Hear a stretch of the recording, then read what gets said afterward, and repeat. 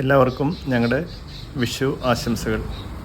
രാവിലെ ഞങ്ങൾ അടുത്തുള്ള ശിവൻ്റെ അമ്പലത്തിൽ പോകുന്നിടത്താണ് ലത ചേച്ചിയും ചേട്ടനെയും കണ്ടത്.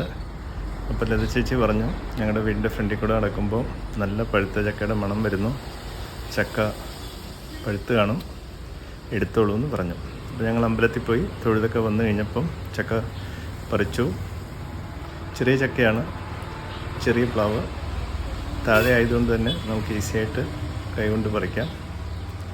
ആ ചക്ക ഞങ്ങൾ ഒന്ന് മുറിച്ച് നോക്കിയാലോ. ആ ചക്ക മുറിക്കുകയാണ് ഞങ്ങൾ.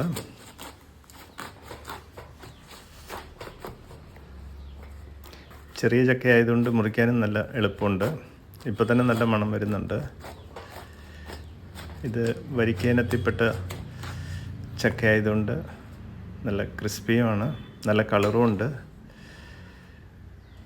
ഫുള്ളും ചുളയാണ്, വേസ്റ്റായിട്ടൊന്നും കളയാനില്ല. ഇതാണ് വിയറ്റ്നാം സൂപ്പർ എർലി ചക്ക.